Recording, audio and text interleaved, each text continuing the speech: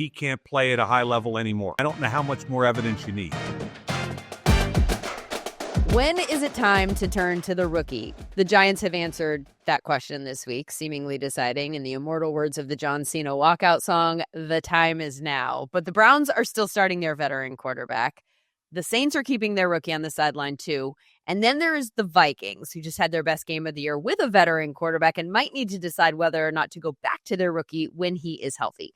Welcome to the SumerSports Show. I'm Lindsay Rhodes with Sam Bruchhaus. This is what we're going to be talking about today, the process that teams go through in making this decision about their rookie quarterback. Sam will tell us what he's dug up in regards to the data, about whether teams get better once that rookie goes in, when the rookie tends to go in, whether the coaches end up keeping their jobs as a result of a rookie going in, and whether the rookie ends up being any good. We'll also welcome Mike Mayock to the show to discuss the things that teams are thinking about that may not be readily apparent to those of us on the outside.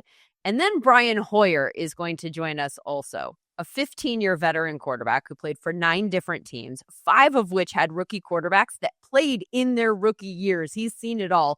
We're going to talk to him about what he's observed about rookie quarterbacks and what they are ready and not ready to do right out of the gate. We're hoping that this conversation addresses the topic that everyone is talking about this week, but in a different way than you're hearing it discussed elsewhere. Sam, I'm really excited to dig into this, as it's a conversation that seems to come up quite frequently.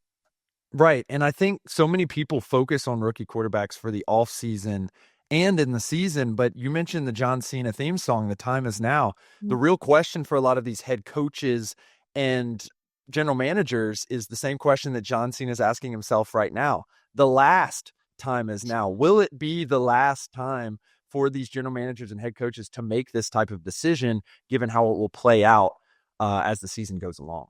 How frequently are we in this situation? Because it feels like there's a couple of times every year where we're like, when do we turn to this rookie quarterback? And of course, everybody knows narratively the most popular person in an NFL city that is has a struggling NFL team is the backup quarterback. How frequently are we actually here? Right. So typically we see any rookie quarterback, for regardless of reason, we see that about 60 of those have started since the new CBA in 2011. I went through individually and read news clippings to try to figure out why those players were inserted into the lineup. And we saw about 37 going back to 2011. So that's about a 15-year sample size. So frankly, this is a pretty small sample size issue in which we're going to get a sense of what will actually happen, but it's difficult to say what the true truth value is about these rookie quarterbacks playing midseason. Yeah, there are a few that we can think of anecdotally, like Herbert came in because of an injury, was probably going to come in at some point anyway, but like was forced into action. So we can anecdotally think of examples like that.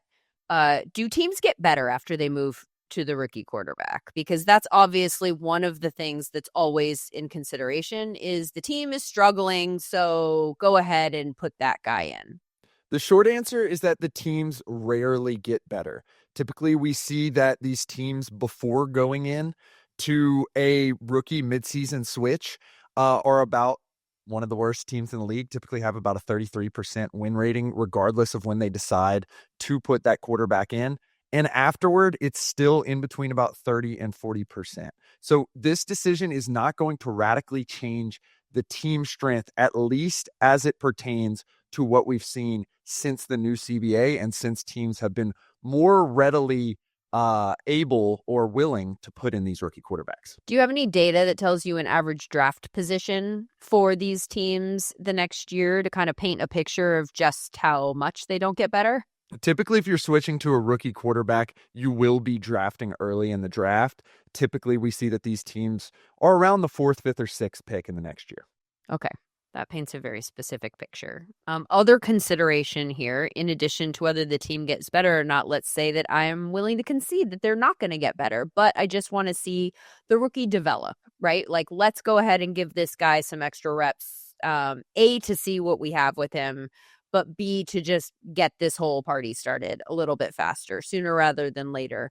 The downside to that is whether or not this will be detrimental to the rookie quarterback's development curve if you're going into a bad situation. Do we see evidence of that?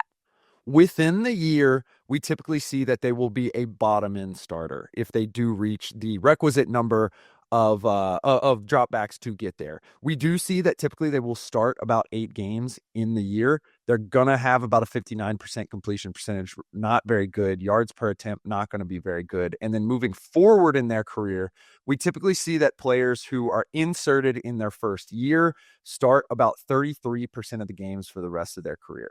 That is a very wide distribution. Some of these players, like Justin Herbert and thus far Drake May, will start most every single game that you can see. But then again, there's going to be the players that start a couple of games, you realize you don't have something there and will never start ever again. This is a true wide distribution, and that's shown by the average being 33%, that including some of those really, really high-end players, but the median being more around 25%. So there's about a 15 to 16% difference in the average and median there. That shows that there's a wide distribution of how this can end up. Can you, with the names in front of you who kind of fit into this category, are there any examples that you can point to that maybe drive those averages down? Like guys who did go in because of dire circumstances, not because the team was like, hey, we think this guy might be the guy, and we are very purposefully putting him on the field. Right. I think the most dire circumstances in recent years has been Ryan Finley, who you may not even remember his name. This was in Zach Taylor's first year with the Bengals. They were having massive issues at the quarterback position. They had already moved on from Andy Dalton, had already circled through many people. It was a dire situation. They had drafted him and felt good about him, launched him in. He ended up only playing a single extra season in his career. That's an extremely dire circumstance. On the flip side of that, you have Josh Rosen, one of the most highly drafted quarterbacks and highly touted quarterbacks during his draft class. He was considered the most NFL-ready quarterback. They put him in Arizona for one season. By the next season, it was a whole new staff. Kyler Murray was on the team, and he was in a different jersey. And soon enough, about 3-4 years later, he was out of the league. There's another example here. I'm looking at the Brian Hoyer career stats in anticipation of welcoming him into this conversation later. Ryan Lindley in 2012 got into a game on the Cardinals when Brian Hoyer was there. He was a 6th round pick. So that can't at all have been purposeful also. So there are examples like that. Okay, so flip side of this, then let's say, okay, so maybe this is not ideal for development, whether it is extremely bad or detrimental, we'll have that conversation. But does the success rate for quarterbacks go up if they do, in fact, sit an entire year? If they do sit an entire year, the data indicates that it is good if your team is good. And Lindsay, this is where this becomes one of the most interesting problems in the National Football League and in football as a whole. There is an idea that comes down from Nobel Prize winning economics professors at UChicago and Penn that there is a true loser's curse in the National Football League. What is that loser's curse? It's the idea that if you are having to switch quarterbacks, you are probably not a good team. And teams that have to switch quarterbacks are in the face of the quarterback prediction problem. We're not necessarily good as a whole at predicting who the best quarterbacks are, which thus makes you a loser, and so forth and so on. And so it is very difficult for teams to get out of this cycle. It does take a degree of luck.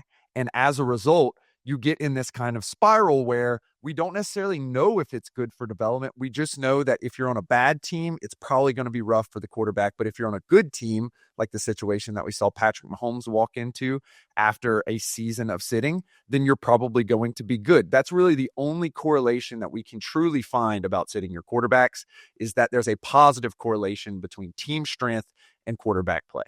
Are we in some ways seeing evidence of that loser's curse play out in different ways as we speak right now? The top 4 quarterbacks this week: Sam Darnold, Marcus Mariota, Daniel Jones, Geno Smith, none of who, that's 1 through 4 in the year 2025, none of whom are notably playing on the team that drafted them.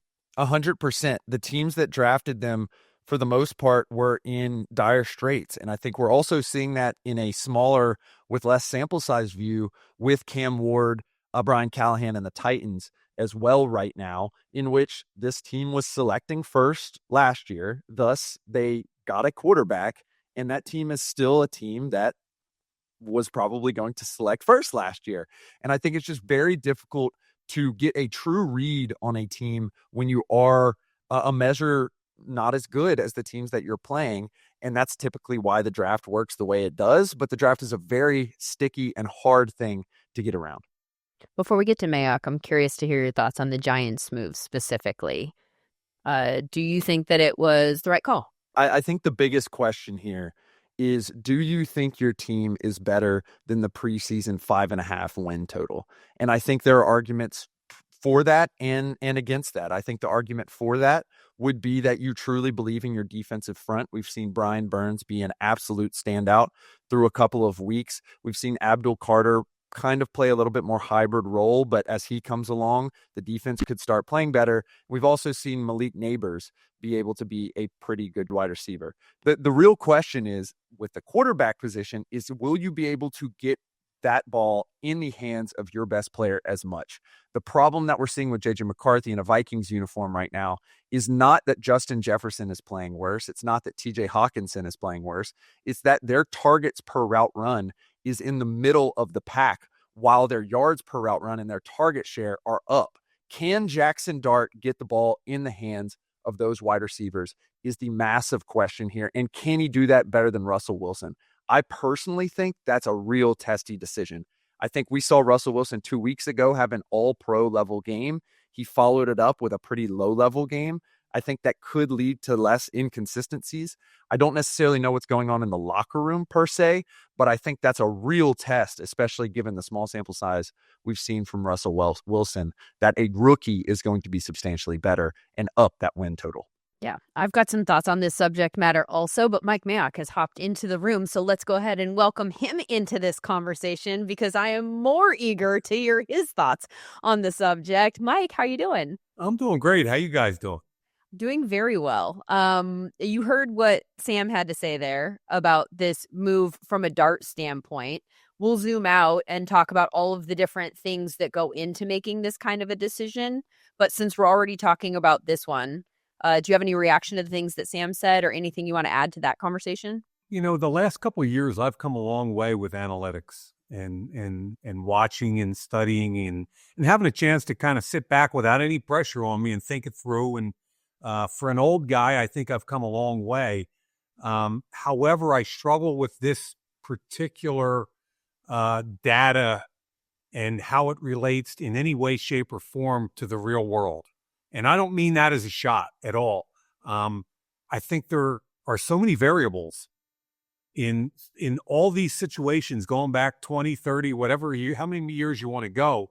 And they're all individual based on a lot of different factors. So to give you an example, I don't really care about the 5.5 win total and which quarterback's going to beat it, because they're probably not going to be very good anyway.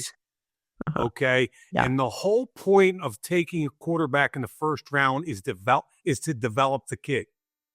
You're kind of saying, we know we're not going to be very good for a little while, but we need to develop the kid and the team along with him so that jointly we can get to a point where we're really happy with who we are. So starting with a matrix of 5.5, I don't get that. And maybe I don't get it because I'm not smart enough to get it.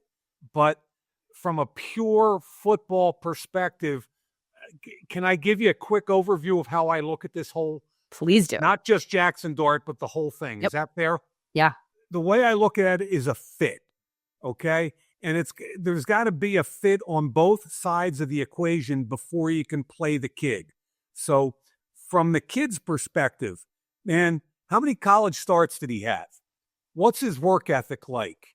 How tough a kid is he, both physically and emotionally? Because he's probably going to get the crap beat out of him. And I get the physical toughness, but emotionally, everybody's going to tell him he sucks when he's been the number one guy his entire life. They're not going to win a lot of games. You know, how does he handle all that? What's his football IQ? The kid has to be ready to help protect himself, is what I'm trying to say, number one. Number two, is the team ready? What's the infrastructure like? Are you going to give him an environment where he's protected and has an ability to grow? Okay? So Do you have a run game? How much defense do you play? Very importantly, who's your play caller and what's his plan? How much skill position talent do you have around you?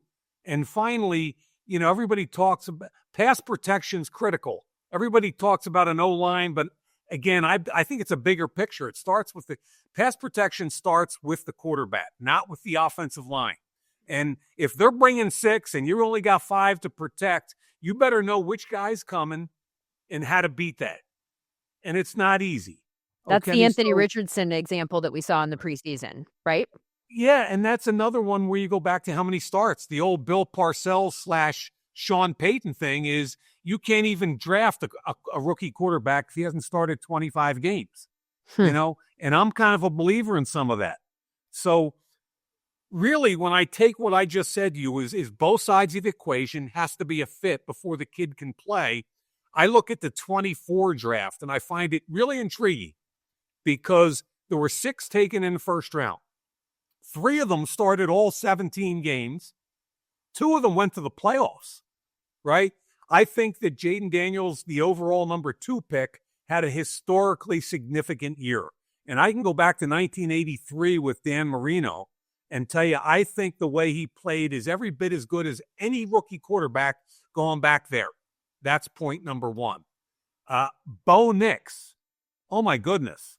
I had a 2nd round grade on him, okay? But Bo Nix started, 61 games or whatever in college football. When Sean Payton took him in the first round, I started laughing because my grade was based more on traits and upside. And I know how Sean thinks because I played for Bill. And, he started a bunch of games. Denver's going to play really good defense. They're going to run the ball. They're going to play action. They're going to control the clock. The quarterback's got to be smart, efficient, tough, and that's who he is, right? So the fit with both of those guys was highly intriguing to me.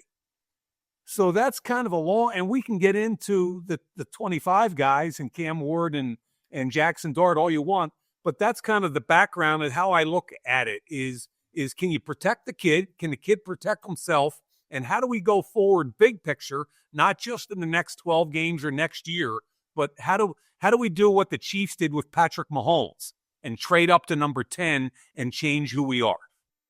So, Mike, I really love your approach to this because you even reminded me that I'm taking a little bit of a short-term approach, just given all the talk and the media around the Giants. But I want to ask you more generally, because this is a bigger problem, in business in general or decision-making in general. You broke down that short-term versus long-term approach, win now versus development.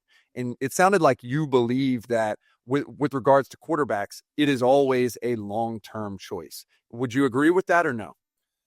What I think is that historically, most of the time, it has been a long-term projection. What we've seen recently is that some quarterbacks have come into the league over the last 3 or 4 years and played at a level not expected. We already talked about Jaden Daniels. The year before that, C.J. Stroud. Now, there's been a little bit of a regression, but I don't think it's really all on C.J. I think there's some other factors there. I think the advent of the quarterback run, both planned and spontaneous, has helped some of the younger quarterbacks play better in the last 4, 5, 6 years, because they even go back to Cam Newton, because you have a chance with your legs to change the game a little bit and help both you play better and the team win. But I'm not sure if that answers your question or not, Sam, but that's why teams want quarterbacks that can extend plays. I think from where I sit evaluating the Dart example, just as an example, but pretty much all of these situations, I don't care about the short term personally, because if you get to a point where you are looking at a team and you're saying, I'm done, like, just move on, just do it, then that's probably anecdotally evidence that a lot of the other stuff, you don't have expectations for the short term, right? Like, who cares if you win, to your point, Mayock, 6 games or 7 games, like whatever, like we're trying to become a good football team at some point. So then it immediately has shifted once you even start having this conversation to a long-term conversation. And then my concerns are more, is this detrimental to the development of this quarterback? Does this actually hurt us in the long term in an effort to help us in the long term? Yeah. And I'm not sure that I know the answer to that. But I will say, to the things that you just pointed out, is there a run game? I think that the emergence of Scatterbo in New York and him being a rookie and Malik Neighbors being a skill position player that's around him, to one of your other points, who is a high-end and also young guy, I would point to those two things as reasons that I feel like I would be more willing to, in this particular situation, move to the rookie, let them all start developing chemistry together. This is the plan. These three guys, these are your offensive guys that you're building around for the next however many years. Like, let's just start working on it. Is there anything to that? Or do you feel like there's something problematic perhaps in that approach? No, I like that approach because I think the guy that's been under center, Russell Wilson, has proven since Denver, since he first went to Denver all the way up till today, that he can't play at a high level anymore. I mean, I don't know how much more evidence you need. There was a one-game aberration. So from my perspective, the next question is, in any way, shape, or form, are you going to hurt the development of this kid? If the answer is yes, you probably have to go with Jameis or Russell Wilson. However, what I would like as a GM or a head coach is I'd like the answer to that question to be, hey, this kid is going to get a little bit better every week because we believe in who he is. We believe in his toughness, his poise. I had a very similar grade to Bo Nix with Jaxson Dart. I didn't have a first-round grade on him, but I had a very similar type grade. Played a lot of games. He's athletic enough. Has all of his physical traits are good enough that the composite is better than any individual trait. Okay, so if there's development of the kid, and Lindsay, you already mentioned all the other players that go along with that, I think he'll be a much better quarterback year two with that experience. Now, Sam, I would ask you, the caveat in all of that for me is when you throw all your data together, is there any place for head coaches and or GMs that are under pressure getting fired?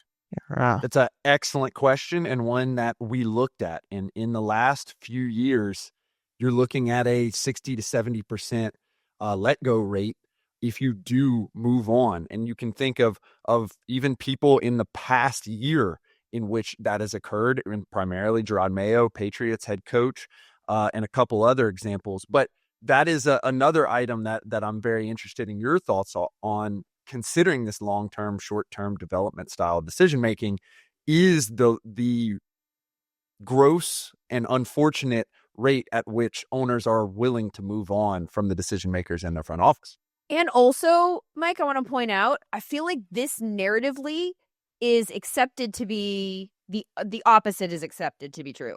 Yeah. When we talk about this, we talk about it as if when they at some point, especially later in the year, pivot to the rookie quarterback, then that will buy them more time, because people will go, oh, well, look, we're building. And of course they weren't good because it's a rookie. And so there's built-in excuses. But the data tells us that the opposite is actually true. Yeah, and it's intriguing because typically the head coach is the guy that's going to go. If the GM drafts a young quarterback, look in Chicago last year, Ryan Poles. They draft a rookie quarterback who starts all 17 games. And then B, they fire the head coach and bring in Ben Johnson, the hot young offensive coordinator, to develop the quarterback, game plan, all the rest of it.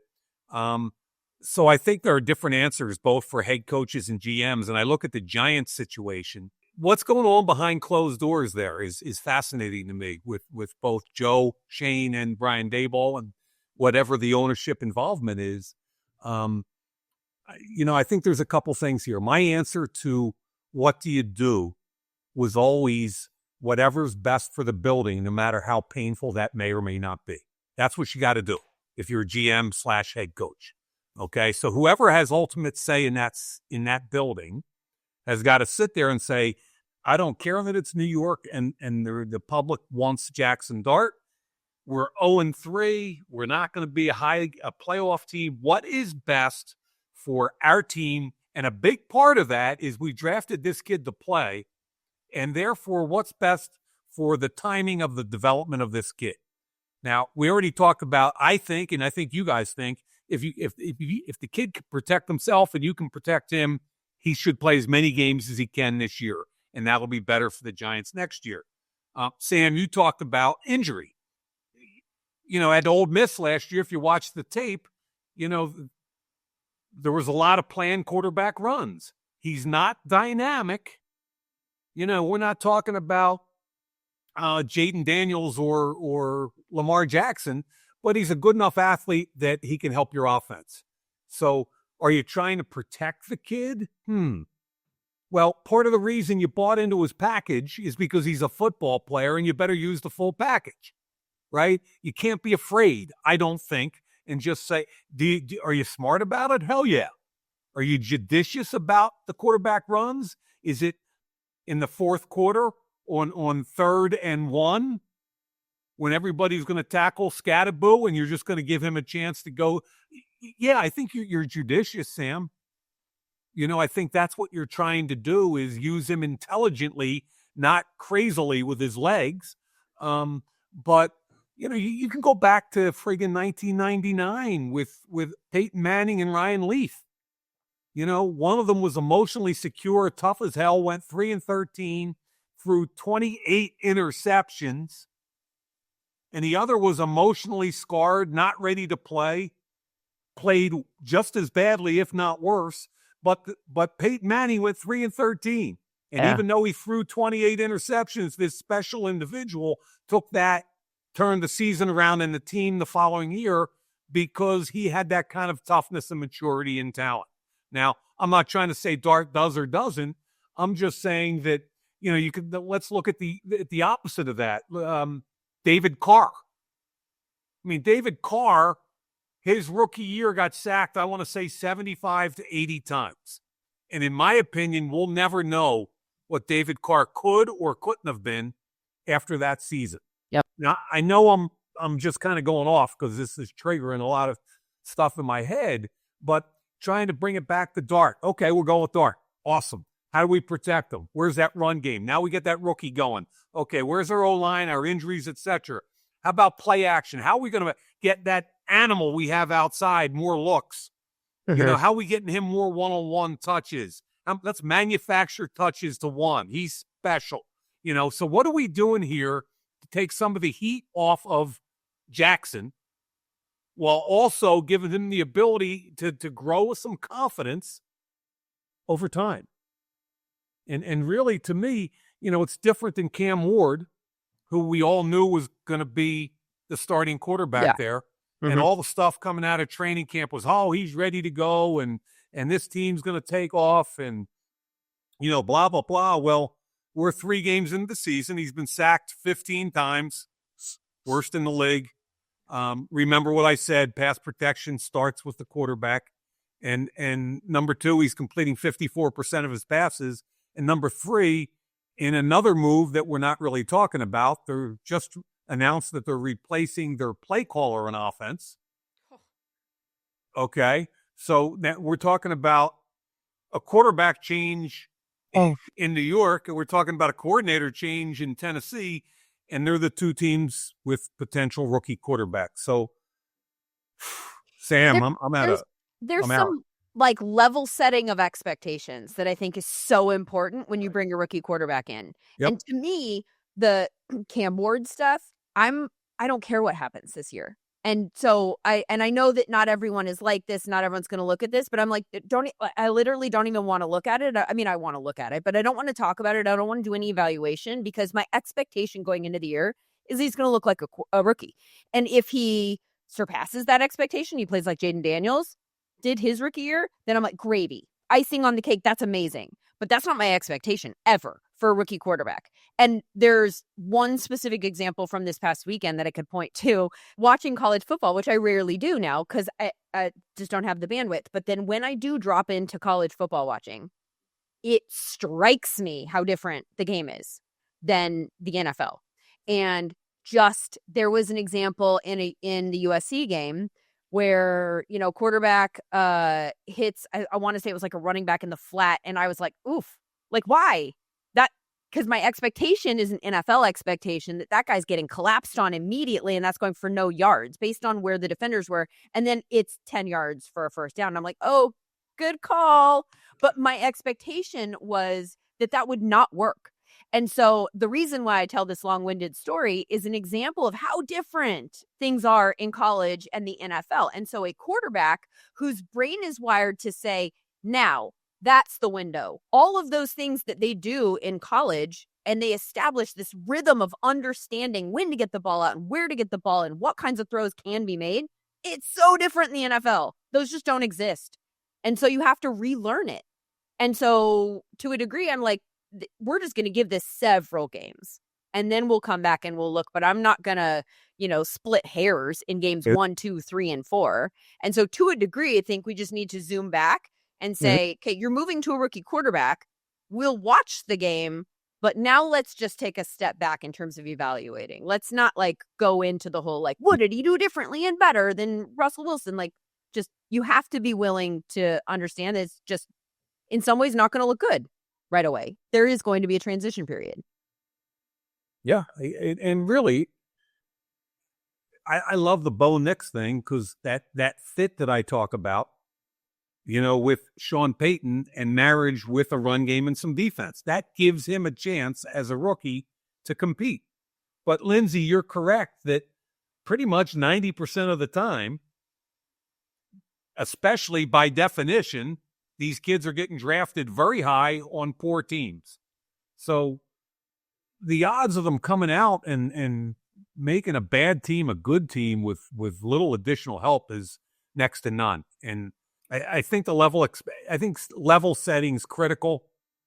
We know where Cam Ward was going to start. Now, this kid in New York, let's give him an opportunity to settle in. Let's give them an opportunity to figure out who he is and how to use him. I'm really interested in this discussion of level setting, and Mike, in particular, you saying you got to do the best thing for the building, because I think in particular, this move, I don't know whether to take away from it that it says more about everyone else on the team. And if they're making this move, as you said, I think they believe it is the best thing for the building. And this is a veteran defense, and then an offense which has a young breakout player in Scattaboo and a young breakout player as well in Malik Neighbors. What are those items that you highlight when you say it's better for the building, in particular with regards to the players? Because you got to have a buy-in of the full 22, right? You can't be trotting out a rookie quarterback just to see what he can do, because you got 21 other guys who are trying to get paid next year or in the following years, right? Let's be real honest, okay?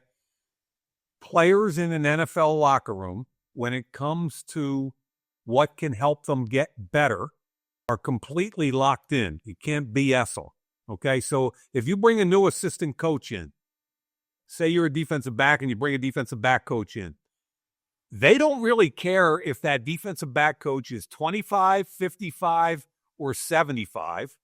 They don't care if he's black or white. What they want to know is, can you help me get better individually, and can you help this team win? And they figure it out pretty quickly, okay? It's the same thing with young players.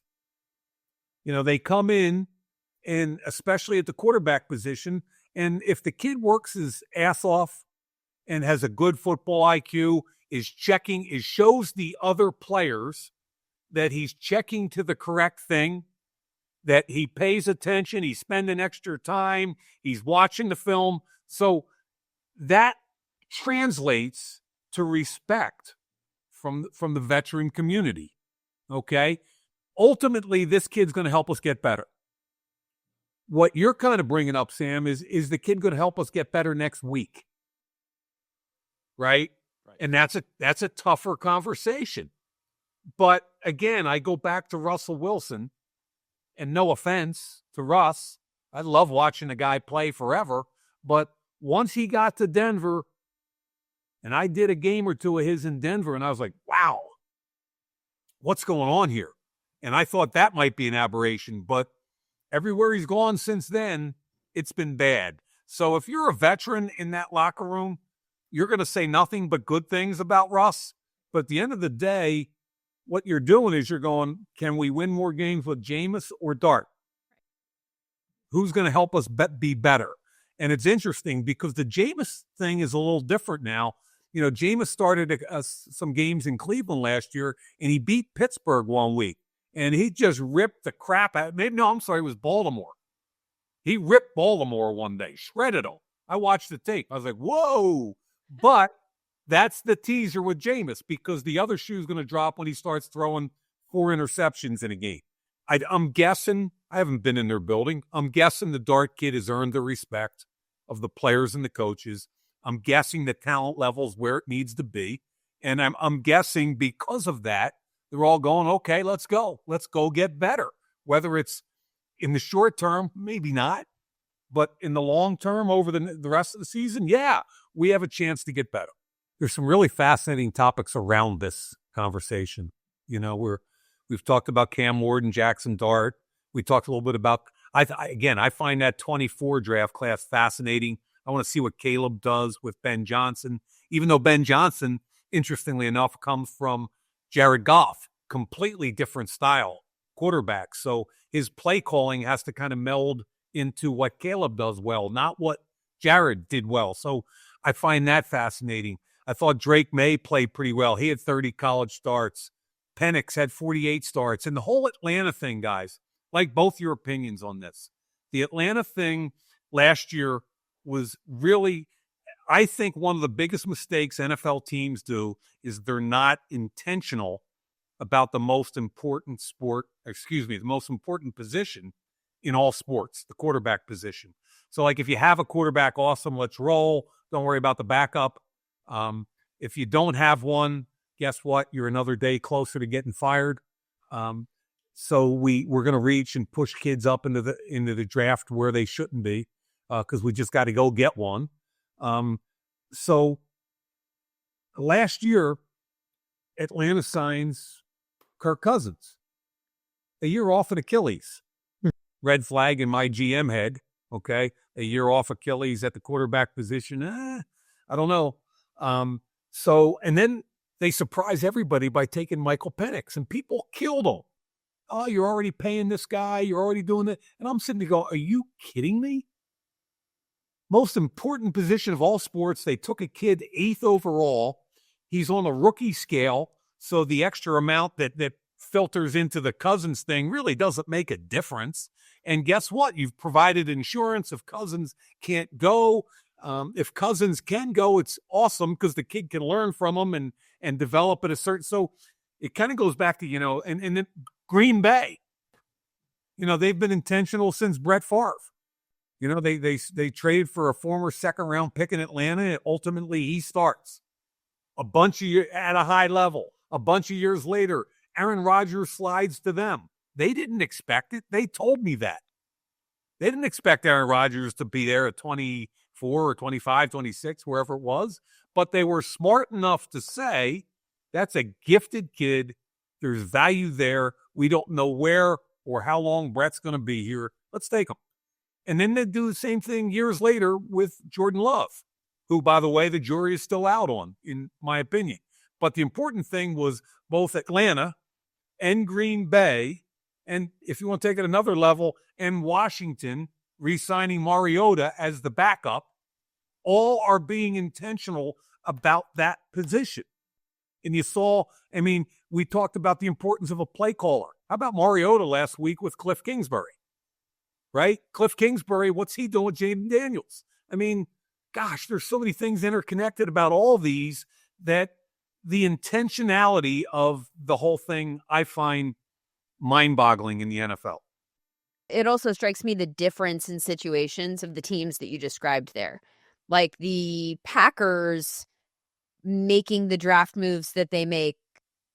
Well, I was going to say that they have a little bit more like rope with which to make those moves. There are some teams that just desperately need help right away. Like, I need this first rounder to hit the field immediately. I can't put someone on the bench, which makes the Falcons pick so interesting because you could have argued, like, how many guys that they could have drafted in that spot that they would have put on the field right away. But ultimately, if you don't have a quarterback, you don't have anything. And so the Browns are a situation of a team that I don't know if you could put them in the intentional quarterback bucket or not. But they're another team that kind of fits this conversation to a degree because you've got these rookies sitting on the bench and then you've got Joe Flacco, and there was clearly an aging placeholder type of quarterback. And then the question becomes, as Dion pointed out yesterday, he said that he's making a prediction that Shedeur is going to start this year and that he thinks he knows when. I don't know if it's going to be Shedeur or Dillon Gabriel or not, but I also have a prediction, and it has to do with the schedule. And if you have a veteran bridge quarterback and then you have rookies that at some point you think you might not win enough games, you might not be in the playoff hunt, and it will be in your best benefit to get them on the field. I want to, before we say goodbye to you, get your thoughts on looking at the schedule and how you make that decision. And I know that you weren't in a position to do that because you had Derek Carr your entire career in Las Vegas. But do you think that that is something that you would do? Do you think that that is something that teams do? Yeah, I think the combination of it kind of goes back a little bit to the level of expectation, and how many wins and how secure the coach is, the GM is. I think a lot of things go into when do you play a rookie. I'd like to say that what we started with, which is when the kid's ready and the team's ready for him, what's best for the building. That's where my mind always goes, but it's not always reality. So, what's best for the building and him might also in some cases be to have a bye week to get under center and get all of those reps. It might be first game being against a team that we think he can have success against, which notably is not the situation that Jaxson Dart's going to step into against the Chargers defense. But I digress. Yeah, and I took a quick look at their schedule before we came on, and I forget it now, but I mean they have the Eagles twice in a 4-week period, right. With the Chargers. I think there's a New Orleans Saints game in there, and then there's a couple other tough ones. So Chargers at New Orleans, Eagles at Denver, at Philly. Eagles at Denver, at Philly. Oh. Those are really, and by the way, Vic Fangio, I love Vic. Yes. Joe Woods, love Joe. I mean, there are no breaks in there other than maybe New Orleans. That's some hard sledding for a rookie, but I think they felt like they had to do it now. I mean, I look at Cleveland, Linz, and I mean, Kevin Stefanski's a Philly guy, and his dad was a GM in the NBA. Eddie the Shot Stefanski. They called him the Shot in Philly because he couldn't shoot, which is a typical Philly thing. But Stefanski and Andrew Burry are brilliant. They're both Ivy League guys. I've known Joe Flacco since he was 20 years old, and he's a Jersey Shore guy. I don't think you want your game plan for him to start 17 games because A, he's going to break down, and B, he's going to start throwing interceptions. Yeah. So to your point, Linz, do I see, and I would see Dillon Gabriel next. Every indication from Kevin has been, throughout camp, and they've protected that he's a 3rd-round pick. The other kid's a 5th-round pick. So that's what we're doing. So I think if you see anybody in the near future, it's going to be the 3rd-round pick, Dillon Gabriel first. Let me read you their schedule. So we already know the first 3. Cincinnati, at Baltimore, at Green Bay. Now they have at Lions, then they have Minnesota, then they are at Pittsburgh. Then in week 7, and this is the one that I have highlighted as a possibility here, Dolphins, week 8 Patriots. So then you've got 2 weeks where a rookie quarterback could feasibly come in and maybe start to have a little bit more success, or you could wait for the bye week in week 9. Those are the 2 that I have circled as possible starting points for a rookie if you were going to pivot. And then again, like you said, it will depend largely on whether or not they think they're ready, right? And also where the team is. True. There are 2 sides to that. Just coming off a win against Green Bay. Well, yeah, and right now their defense is one of the best in the league. Exactly, Sam. Right? Their defense is lights out. They're knocking the crap out of people right now. So What's interesting to me is that if you're starting Flacco, you're throwing the ball 30 times a game and he's ripping it all over the place. If you go to the other kids, especially if you trust one of them, Dylan Gabriel, because he's next, to do what Bo Nix has done and what the Giants are hoping Jaxson Dart will do, which is run the ball more. And Kevin Stefanski wants to run the football. Okay, that's his DNA. Run the football, play action. He's more like a Sean Payton guy than he is rip it around the ball yard, but that's who Joe Flacco is. So he wants to get under center. He now got Judkins back the last, right?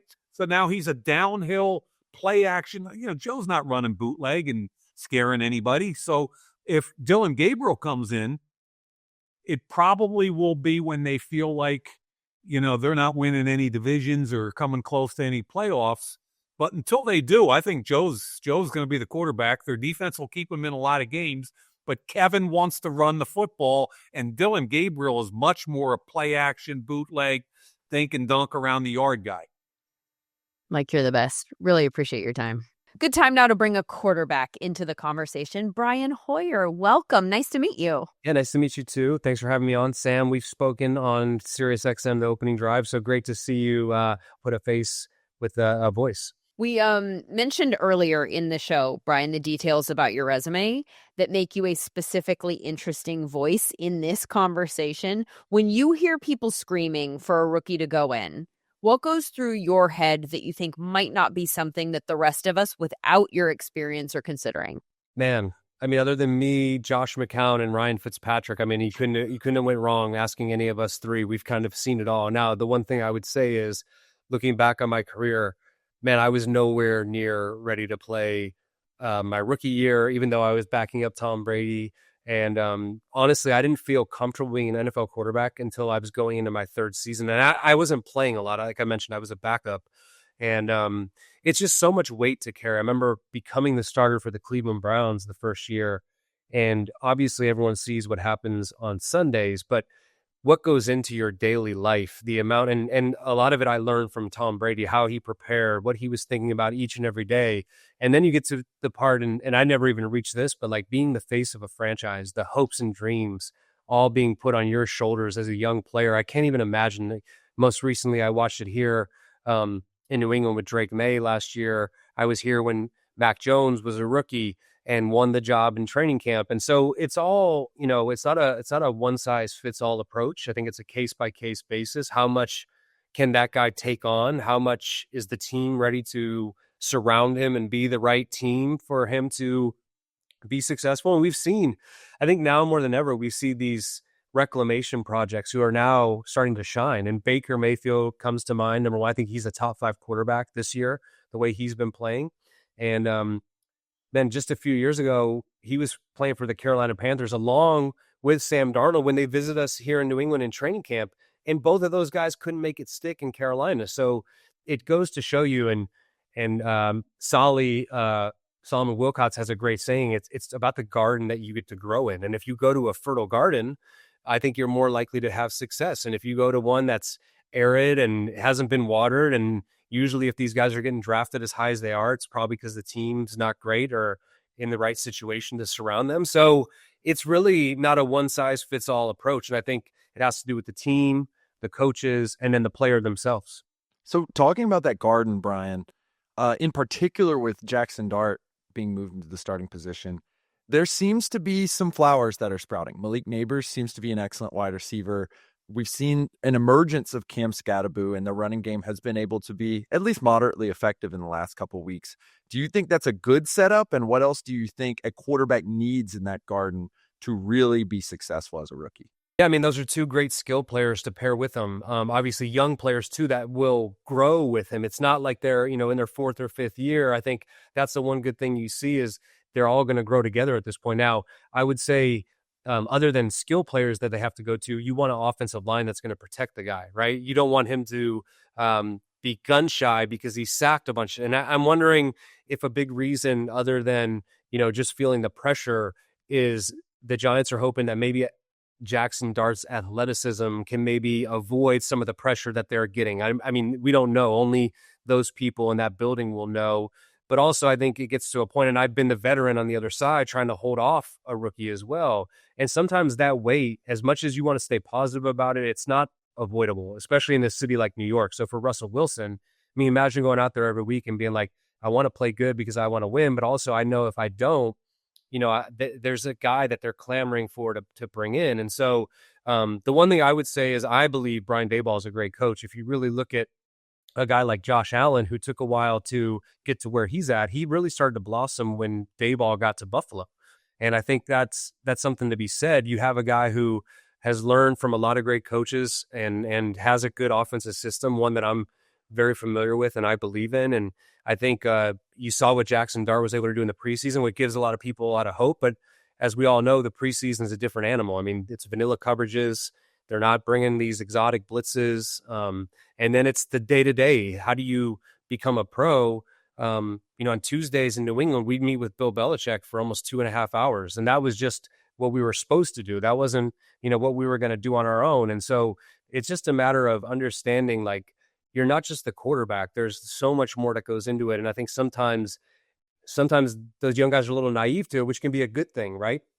And then every once in a while, you get someone to come along like Jaden Daniels, who's just so poised, who has what my son would call aura, and the players respond to it. And every week last year, it just seemed like he got more and more comfortable. And it's unfortunate now he had to sit out this past week, but hoping to see him continue to grow in that development. So I think, like I said, there's some guys who are really ready for it. I think Jaden played like what you would wrote better than me, like almost 60 games in college, as opposed to a guy like Drake May, who maybe have played like 22 or 23. And so now all of a sudden you're out there, and I was talking about it on our podcast today. Like, Drake May is so big and so athletic. Some of the stuff he got away with in high school and in college, he's finding out, like, I can't be surrounded by 3-4 defensive linemen in the pocket and be like, oh, I'll just flick the ball to the running back. It just doesn't work at this level. And so there's that learning curve as well. What, in your experience, are the toughest parts of the game? Where is the learning curve biggest for these rookies? I think the majority, or the biggest curve, is just how different each week is. I mean, the variety of defenses you're seeing, the variety of game planning that's being put in, and it's really, 17 one-week seasons.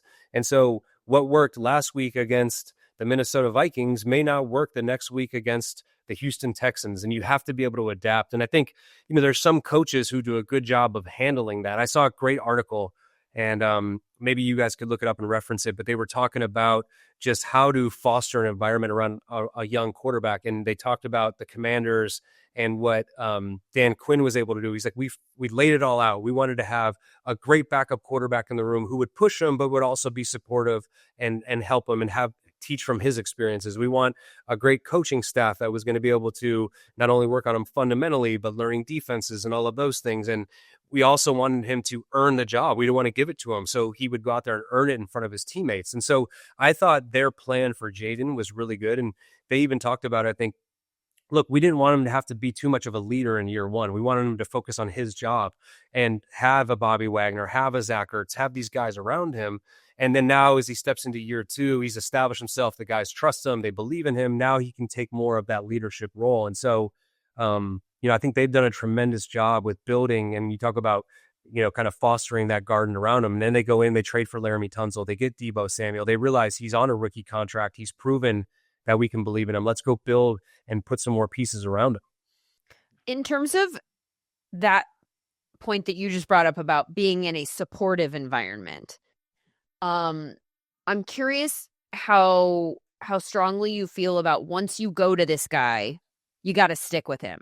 Because weirdly, and not to put you on the spot, but that was one thing that I specifically noticed or thought with Mac Jones in New England that I did not feel like he had the benefit of.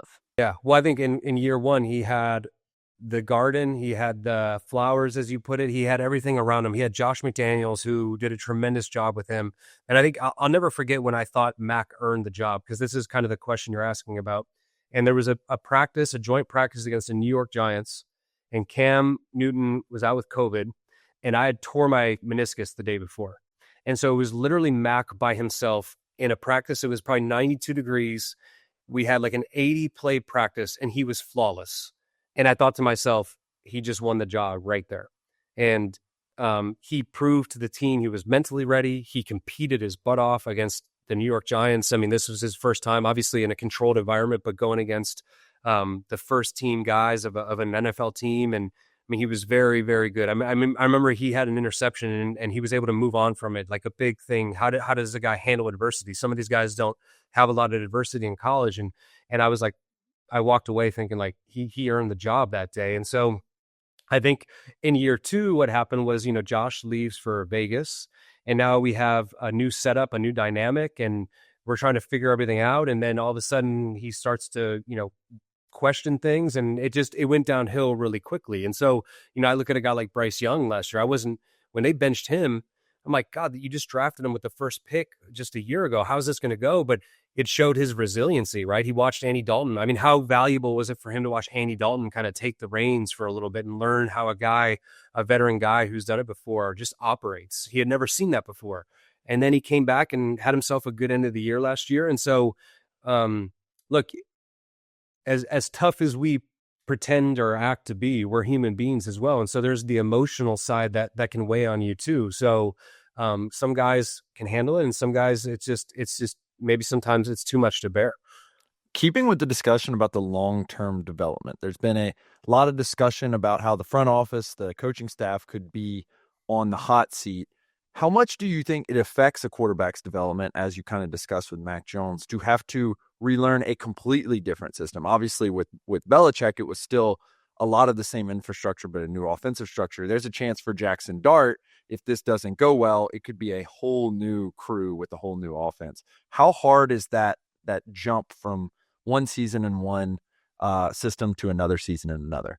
Yeah, it's tough because I think where you really take strides of growth is when you have continuity and you're able to come back in that first OTA after your first year, like Jaden Daniels probably did with Cliff Kingsbury. And instead of trying to build those foundational pieces, you're like, okay, I got, the foundation of the offense, let's call it like base 75% of it. Like, what can we add? What can we keep growing with? And so, you see guys who have new coordinator year after year, and it's like starting from square one. Yeah, they have the experience and they've played, but as you well know, I mean, a lot of these offenses are they're not that dissimilar, right? No one's reinventing the wheel. The plays are the plays, but the way that they're called in the huddle, the way that the reads are taught, I mean, there are some variations there. And so, like for me, for instance, my first tenure in the NFL was in New England with Bill O'Brien as the offensive coordinator. So that's what I knew. So every system I went to after that, I always related back. That's like your native tongue, right? And so now you're like, okay, if it's Utah Toga in that system, well, it's dig seam in this system. So now I'm just going to remember it that way. And so it's kind of like adding foreign language after foreign language. So that I would say is like the hardest part, because there's a lot of terminology you have to break down. And then playing football is playing football, but I could be taught how to read a play differently from Kyle Shanahan to Josh McDaniels. And so now how do you retain that and do it the way that coach wants to do it? And so I think you kind of get set in your ways a little bit with what you first learn, and then how adaptable can you be? Mayock and you have now both mentioned several times the mental toughness component to all of this being necessary for a rookie starting, because the inevitable setbacks that are going to come up. In your experience, is that something easy to evaluate, whether someone has that or not, before you make that decision?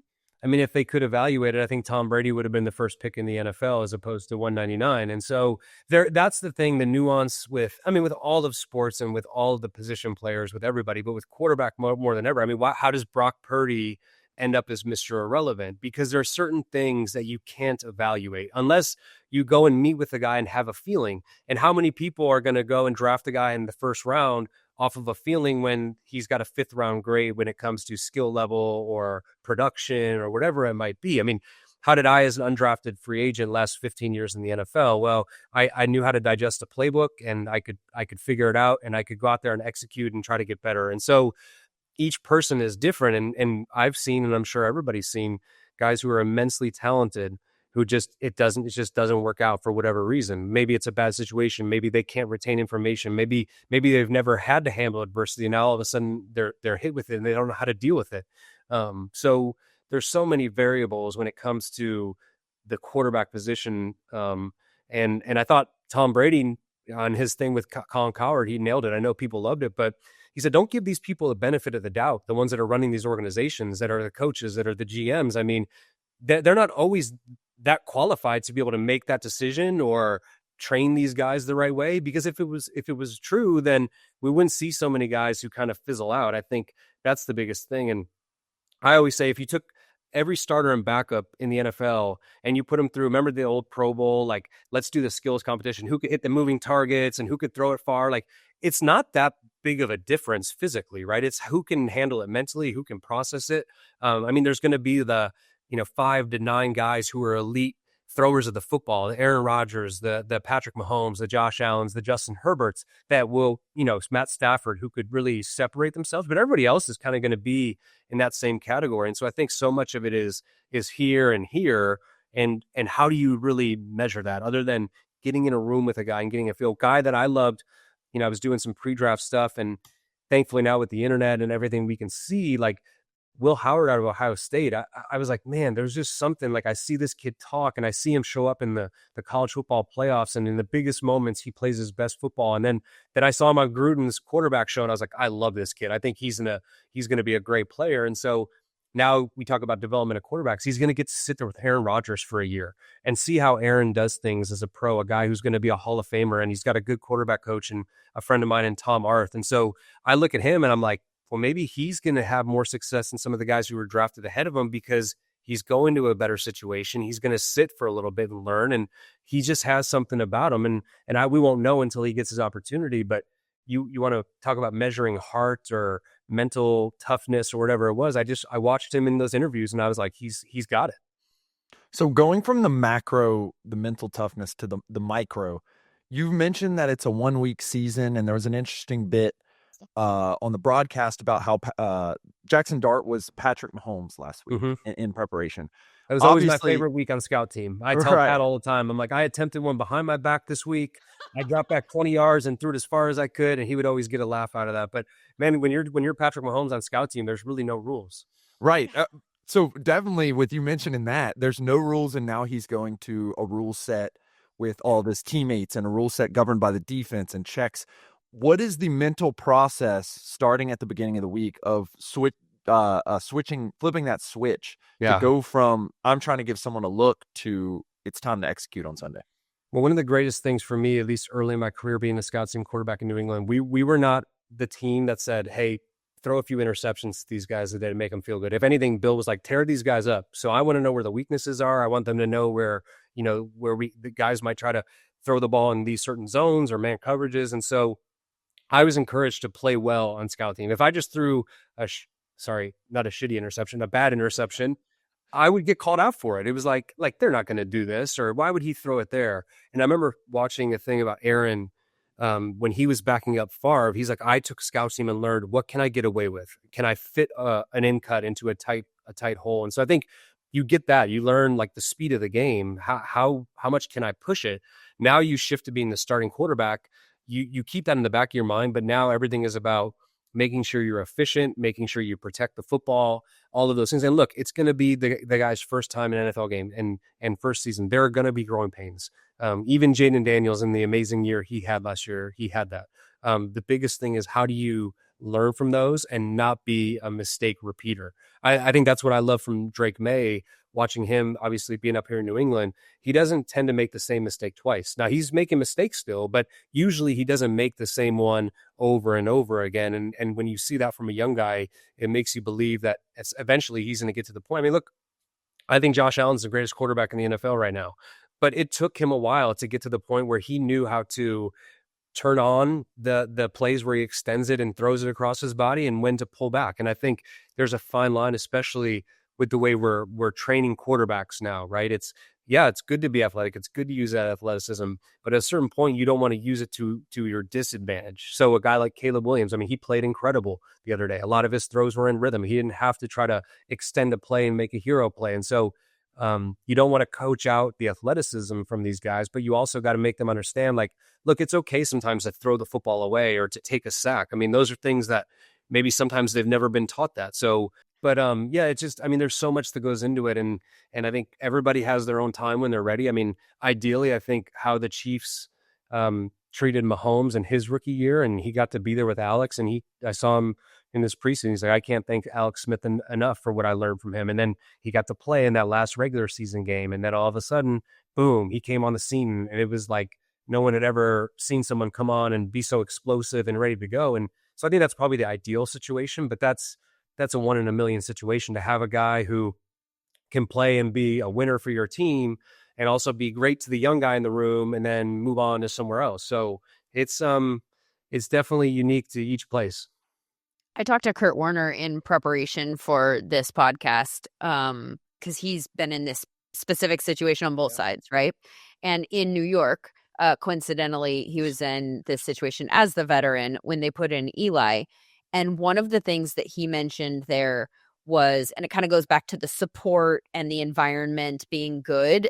It wasn't a good team. So in that sense, it wasn't necessarily a good environment, but he was a big believer that the support system really needed to, once they moved to Eli, they needed to stick with that. Yep. And he gave a specific example of a time that Eli was really struggling against Baltimore in his rookie year. And they put Kurt in, and he ended up kind of getting them back in the game and playing really well. And to the point where it was really obvious, the disparity. Like, this is a professional quarterback, and this guy is still in the process of becoming one. And when he walked off the field, he said he pulled the coach aside and didn't know where he was going before, his press conference. But he said, you have to go to the podium and say explicitly, Eli's our guy.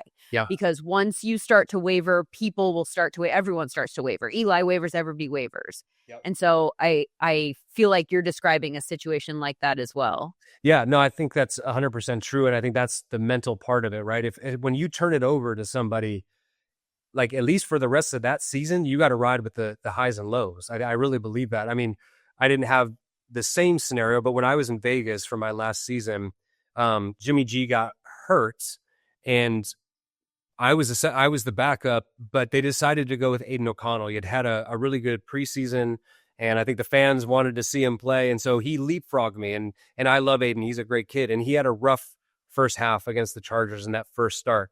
And one of the coaches came up to me at halftime, was like, "Hey, be ready to go." And I go, "Look, this is my 15th year. Don't do this to this kid, okay? Let's let him get back out there and fight, because once you do that, do you know what that's going to do to his confidence going forward?" And sure enough, he fought back and had a really good second half. And Jimmy comes back a few weeks later, gets hurt again. I end up going back in as the backup in the middle of the Patriots game, and we beat the Patriots. But the next week I got the start. It didn't go well. And then everything got blown up, and Aiden started the rest of that year, and he played really well. And I think a lot of that had to do with he had to fight through that first half that was not great, and they didn't pull him. And so he was like, all right, I can battle back from this. And so there is a huge mental part of it too.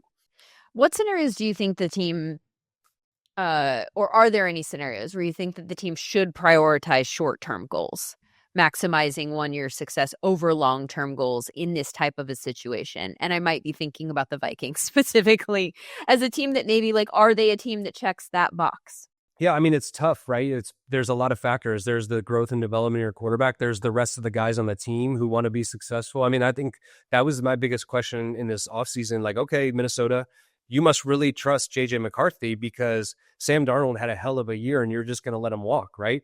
And so those guys in that locker room are probably thinking, okay, like, JJ better come in right where Sam left off. And that's not a realistic expectation for a guy, right? And so obviously he's going to have to deal with that injury now, and you're going to have to see where he comes back, and Carson Wentz filled in nicely. But to your point, like, how do you make sure the team knows you're about winning while also trying to develop this guy at quarterback? And so that's a tightrope that I'm glad I don't have to really worry about.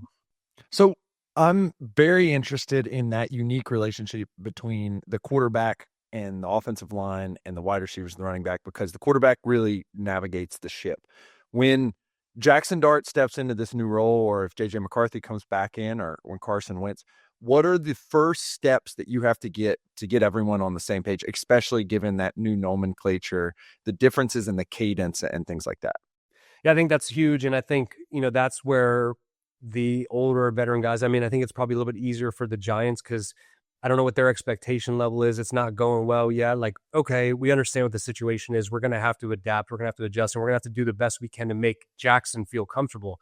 as opposed to Minnesota, like they have playoff hopes and expectations, and they're thinking about Super Bowls. And so JJ goes out. I mean, obviously has a great comeback in week 1. It doesn't look so great in week 2. Now Carson's in there. That's going to be, and thank God they have Kevin O'Connell, who I think is probably one of the best coaches in the league. And you see how his team responds to him, and he's going to have to feel the pulse of that team. Where are we at? Like, if Carson Wentz is the hot hand and JJ's now dealing with another injury and he's not getting all these reps, like, how do you navigate that? I think, he's a young coach. He's a former player. He'll have an understanding on how to do that, because it is a fine line on how to make that decision. Because if you say, let's just say Carson Wentz wins 3 more games while JJ's out, and all of a sudden he comes back and he struggles, like, they're going to look to you and say, are we putting Carson back in? Are we trying to develop this guy? Yeah. Are we going to the play? Like, that's a lot to manage. And so that's why, I'm glad I'm not in those shoes to have to make those decisions. That's such a tough situation and so specific, right? Because they made a decision. They wanted to build and develop JJ, and then because of an injury, they have to put Carson in. Carson having success now creates this really weird dynamic that I would imagine is just weird for everybody. Yeah, it's obviously Carson's role is the backup. So if a guy's injured, you got to come in and fill in for the guy. So they're probably happy, right? I mean, Carson Wentz has only been there for like a month before he had to go play a game. So I'm sure they're ecstatic. Like, hey, we got this veteran guy. He came in. He won the game. But the dynamic will be interesting is if he continues to have success, guys are going to say, well, he's kind of playing better than JJ is. Like, what's the decision? And that's a tough decision to make. And honestly, that's not the pressure you want to put on your young quarterback as well. I mean, can you imagine he watches Carson Wentz go out there and play well for 3 weeks, and all of a sudden he's back out? He's like, man, I better not mess this up. And you don't want a guy playing like that either. And he probably knows to a degree, like, I can't do some of these things yet. Like, Sure. that's natural. Like, you want to think like, and that's different than being confident. That's different than believing in yourself. Like, you have to also have some self-awareness about where you are in your development curve, right? Yeah, 100%. What do you think? Okay, last question.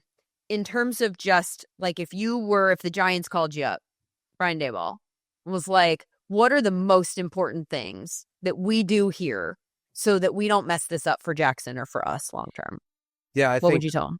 One, I would be, very poignant with the play calling, right? I think the one thing as a young player, you want to hear plays come in your helmet that you feel comfortable with. And if that means you have to shrink the volume down, that's okay. Like, there's nothing worse playing quarterback. And a few times I was doing everything I could to be the starting quarterback in situations. And so even if I didn't like a play and they're like, hey, what about this one? I'm like, yeah, I got it. Like what you just said, like I can do it. But when that play call came in my helmet in the game, I was like, oh man, I really hope it wasn't this play, right? And so I think that's the biggest thing when you have a young guy. Spend that extra time with him. Make sure he's good. And if you got to take out 20 to 30, look, you're only going to run about 60 plays anyways. And so to go in with 110 plays and know that you're only going to run 60, you better narrow it down to 80 and hope that he's really good with those 80. And then secondly, I would just say, like, look, I'm not saying you want to baby him. You hold him accountable, but you make sure you bring him along and make sure he understands, the situation. And when he has a mistake, like, okay, yeah, you made a mistake. We're not saying you're not going to make mistakes, but give him the tools to make sure he doesn't repeat that. And then ultimately, you just got to find a way for the team to rally around him. And how do you create that? Well, you put him in tough situations and help him through it. And with every success that he has, the team believes in him a little bit more. Brian, I can tell that this whole broadcasting career for you is going to work out pretty well. Where can we hear you now? So like I mentioned before, SiriusXM NFL Radio, Thursday morning, 7 to 10, opening drive with Solomon Wilcots. I do a fun podcast with my former teammate, David Andrews. It's called The Quick Snap. It's on NBC Sports Boston. And then I also have a local Patriots thing up here in New England, Patriots This Week with Bob Sosi and Scott Zolak, who call the games on the radio up here. So I'm doing enough to keep myself busy, keep myself in the game, watching film. And I was telling you guys before, I did the Monday morning show. I had to switch with someone on the first Monday after all the games. And man, I like to go to bed early, and I woke up at 5 a.m. and I'm watching game recap after game recap to make sure I caught up on everything. Monday morning. That's the toughest turnaround, man. Yeah, you got to know sure. everything real quick. Yeah. Thank you so much for your time. Your Yeah, no perspective problem. is really valuable here, I think. Awesome. Thanks for having me. Well, Sam, that was a very interesting exercise talking to both of those guys with their varying perspectives. And the fact that they were pretty consistent, I think, in the things that they actually said that we needed to keep our eye out for. Right. I think the most important and interesting thing that they brought to the table is their experience of the non-quantifiable things, but that definitely exist.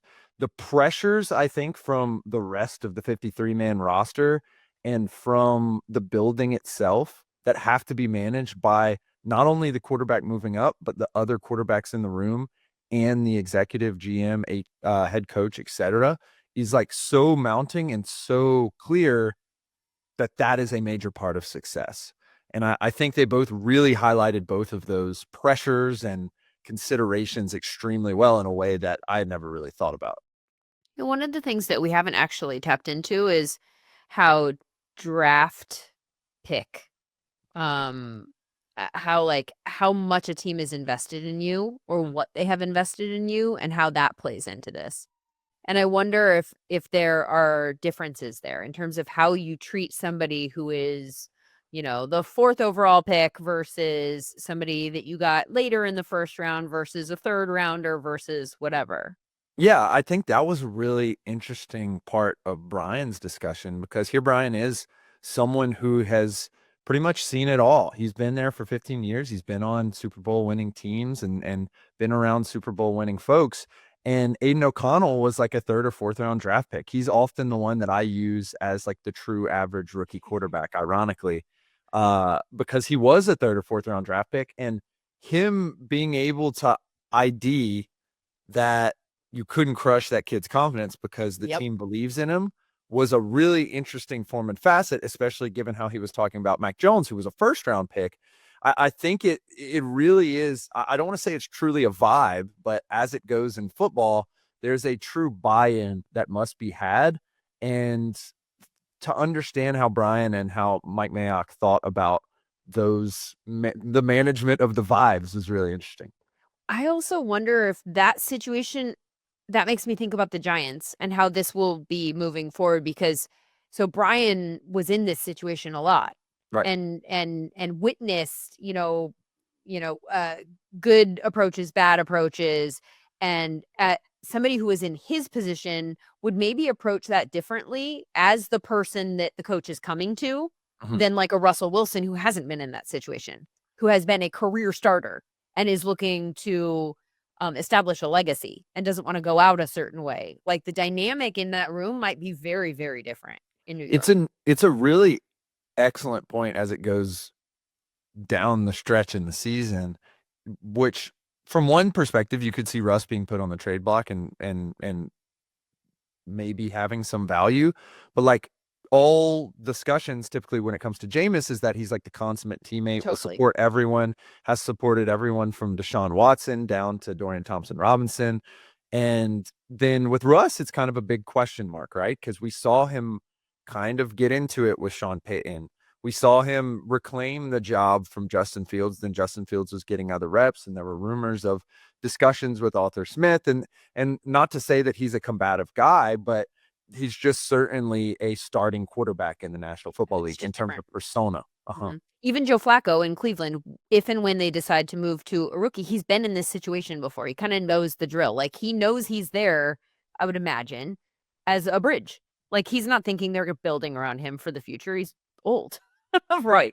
Like Russ is like trying to be the guy still. So I do wonder how that dynamic will play out there. Exactly. And I loved your breakdown of the schedule of the Browns and the Giants as well, because that I think is the most intriguing thing to me. Like you look at currently the win total for the Giants, and they basically already lost a game off their preseason. So in essence, Russ has cost them a game. But how does that really change given you're having to face these extremely incredible defense, and in particular, these defenses in the Broncos who are going to blitz an absolute ton, and the Eagles who aren't going to blitz a ton, but have very effective defensive linemen. And I'm really going to be interested in particular with how Jaxson Dart manages the defensive linemen, the defensive line talent that he's going to face, because we've seen JJ McCarthy, we've talked about a lot, not managed that extremely well. High sack rate, high scramble rate, not able to get the targets to the Justin Jeffersons of the world, some of the best guys in the league. And so I think those are two stats that I'm going to keep a very close eye on, is the pressure rate, sack rate, those decisions that the quarterback makes on his own that he can technically go another way.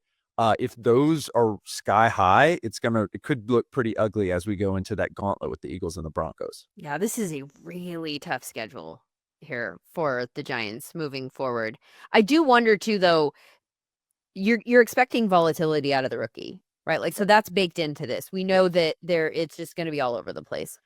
The fact that it was all over the place with the veteran might be the thing that kind of pushes it towards the rookie in this situation. Like, I can't even count on you to give me a floor, because Russell Wilson this week, I don't remember if I mentioned this off the top, from a SumerScore standpoint, he was literally number 1 in the NFL last week. Right. Number 1, had the best SumerScore rating after week 2, and then the worst this week.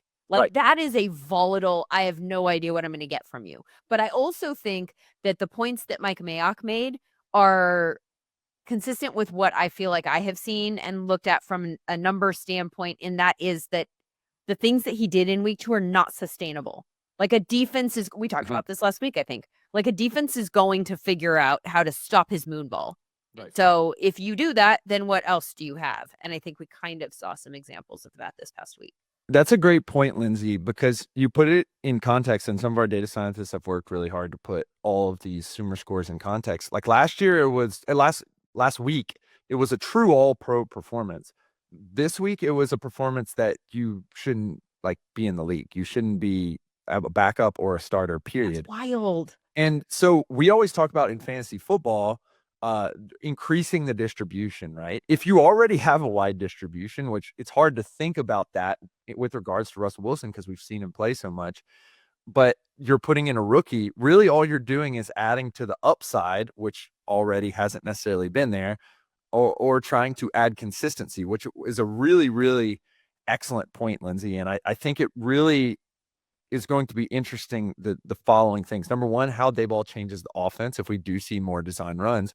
And number two, if the long-term thinking that Mike talked about is prevalent amongst Daboll and Shane. Because if we see them just start going for it, yanking him out of the games, really just trying to win as many games to save their job, I think this could go south very quickly. But if they do take the long-term approach and maybe start looking like the Carolina Panthers looked last year, where, they didn't win a ton of games. However, back half of the year, they're really challenging teams. Jaxson Dart really starts to kind of put it together. Accuracy increases, negative plays decrease. I think that could be a recipe for success for everyone involved. This is not a specifically quarterback analogy, but I just thought of the Lions in their first year with Dan Campbell. And I was thinking about this last night, patting myself on the back, all by myself on my couch. That first year, it was so obvious that they were building something, right? And they weren't winning the games, but they were fighting and they were scrappy and all that kind of stuff. And I wonder if that is a win, if they can just show that, even if it's turning wins or losses, whatever this year. Like, I don't think anybody's expecting them to win a Super Bowl in any scenario. So if that's out the window, then is that a win at the end of the year? If you can just go like, this is clearly going somewhere good. 100%. And I hope for the sake of Dart and for the sake of good football, that this doesn't become a dumpster fire by week 6, where we have lame duck coaches or offensive coordinators coaching the team and it's just a full rebuild. Because I do think there are good bones to this team. I think it's just about making it work and making it work in the right ways. One of the things that Kurt Warner also said about that first year when they moved to Eli was that they had a first-year head coach. And I wonder how much that dynamic is really, really valuable in that situation, so that you're not looking, even if you're the rookie quarterback in this situation and you're looking at a coach and you're hearing from the outside that they're on the hot seat, like the added pressure that puts on you when we're talking about all this mental toughness that comes into play. You got to sit there and look at your head coach and go like, I'm going to struggle. Like, I don't want to struggle. I'm going to try my hardest, but you're going to lose your job if I struggle. Yeah. I also want to note, as we look as the cards start to turn over a little bit more in all of these situations, you have Brian Callahan having real heat in Tennessee right now, giving up play calling duties. after onboarding a rookie quarterback. I don't think there's any question marks as it pertains to Brian Flores and Kevin O'Connell, but there's definitely questions there. But really unique situation in Atlanta with Raheem Morris, who is a retread head coach, second year, probably not on the hot seat per se. They won a standard amount of games last year. They seem to be in a place to win the same amount this year, but a lot of that offensive staff is no longer with them. They were let go in the early week here. Zach Robinson moving down from the box onto the sideline. Clearly, that's not his preference. And so the amount of Penix's preference. It's a good point. It could be. Yeah, it could be. But the changes, I think, are interesting when you're tying a quarterback to where the offensive coordinator is, like quite literally like the careers of the assistant coaches or the head coach. And I'm almost coming to a conclusion after these two conversations that sometimes it really is better to just reshuffle the deck if you're going to take a shot on a quarterback, so that you can align the timelines of the head coach, the offense coordinator, and the quarterback. And I think that's why the Lions were really successful. I think if the Panthers are going to be successful this year, that's probably a big part of it as well. And I think that level of build just may be worth the risk of having a head coach who doesn't necessarily know what he's doing. Yeah, I wish the Bears had done that. It feels pretty clear to me. Last question. Do you think we've seen the last of Russell Wilson? I gotta think we did this year. I don't foresee a way that he comes back and it's a successful addition for the Giants. For someone else? Do you think there's anyone else out there that's like, oh, bite? Like, I mean, the Giants bit. We saw this guy in Pittsburgh. The Broncos said no the year before that. Like, it's not like there wasn't some evidence that this is what was going to happen.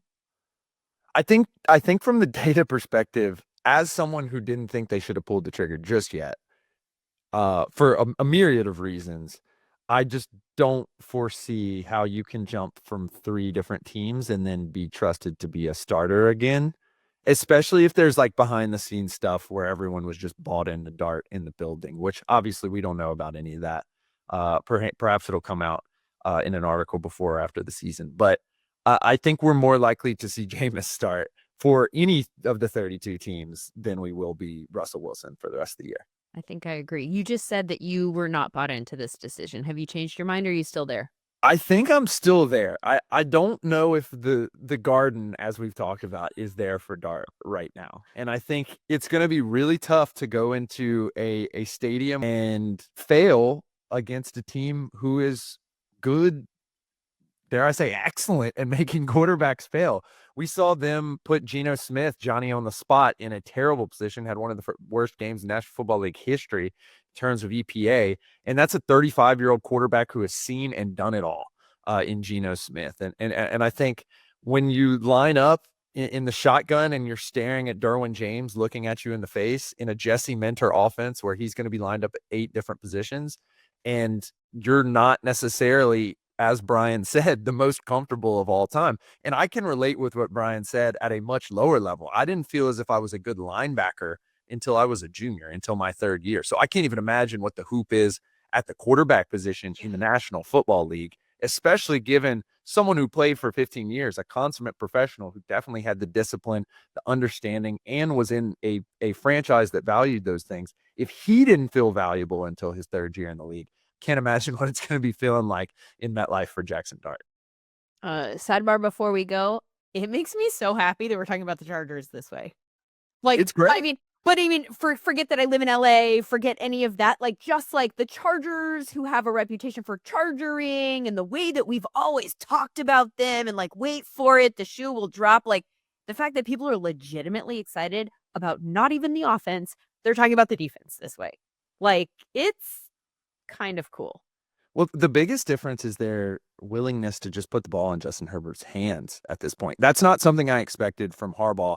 But Lindsay, not to be honest, but the biggest charging thing ever would be to go into MetLife and get lit up by Jaxson Dart. Thank you for being with us today. Can't listen to the rest of that sentence. I'm going to go buy myself a Charger sweatshirt, but also good luck to Jaxson Dart and our producer, Matt Stopsky, whose hands just flew up in the air. Let's fucking go, Sam.